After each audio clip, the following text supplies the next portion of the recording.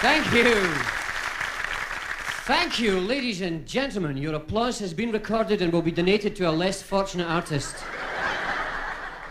That was absolutely wonderful. Let me have a look around. Had I known there were to be so many ladies, or even wifeys here tonight, I probably wouldn't have come. You know, we've been having terrible problems in Dundee with our ladies. It's something to do with the Sex Equality Act. Honestly, it's changed their whole attitude to life. You see, the problem is, before the Sex Equality Act arrived in Dundee, Dundee ladies knew, beyond any doubt at all, they were superior. And now they're only equal. They're furious. It's changed their behaviour pattern. I saw one coming down the high street on Saturday. Typical Dundee lady, rollers in the hair, turban on the tap, a filter tip hanging from her lower lip, no tobacco in it, just a filter tip, her muskosh coat on, and her peenie on the tap, and her stockings rolled down to her ankles, which isn't very funny, but sometimes it's tights. Well, it doesn't look very nice, but it doesn't have to slow them down. And her man's baffies on, and here she is coming down the high street, and she spotted this typical Dundonian gentleman pursuing that typically Dundonian pastime, minding his own business, lying face down in the gutter. Before sex equality, she would have walked past and muttered, disgusting. Not anymore. Down go the shopping bags. She turns him over and gives him the kiss of life for 25 minutes with a filter tip still in her mouth.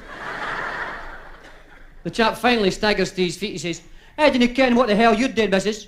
I'm just trying to clear this choked drain.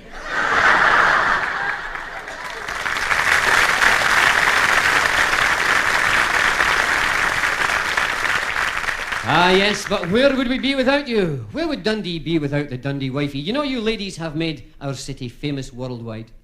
There's a rumour been circulating for a long, long time that Dundee was made famous by the 3 Js, jute, jam and journalism. But that rumour was spread around by Sidlow Industries, Keelers and D.C. Thompsons. What really made us famous was our women folk. Give yourself a wee burst of applause. Come on. Now, the reason for this is simple. Dundee has a higher percentage of battered husbands than any place else in the world. Honest, no, please. This is absolutely... There's a battered husband clapping enthusiastically. Aye, it's true. I don't know. I had a friend who was married to a shrew of a woman, a Dundee woman. And 25 years of total misery he had. And after 25 years of this living hell, something wonderful happened for him. He died. But the release was so instantaneous and pleasurable. He died with a smile on his lips. And you know what women are like? After he was gone, filled with remorse, she decided to go and see the spiritualist up the Hackey, one of Dundee's quaint residential areas. Up she went, up the Hackey, found this tenement building. It was very easy, it was the only one Tammy Moore left up there. Up 3 stories, knocked on the door. The spiritualist came out, she heard the story, agreed to help, sat down across the polished table. You ladies have done this so often at henny parties. And off she went into her trance.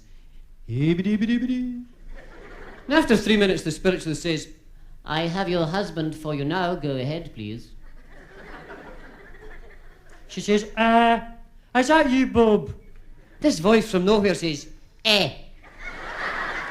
She says, it's me, Bob, Jessie. He says, good. Obviously delighted to hear from her, you know. She says, Bobby, Maffy, sorry, I was rotten, was I? With a splendid piece of Dundonian repartee, flashback. You were ya? She says, Bob, I just want to kid, pal. Are you happy now? He says, oh, it's bra here. She says, well, what's it like? He says, well, you get as much as you want to eat. And a wee butty, love and affection. 3 times a day. She says, oh, meh. What are you, Bob? Are you a rich king in a harem in the Far East? He says, no, I'm a rabbit of the Balgay Hull.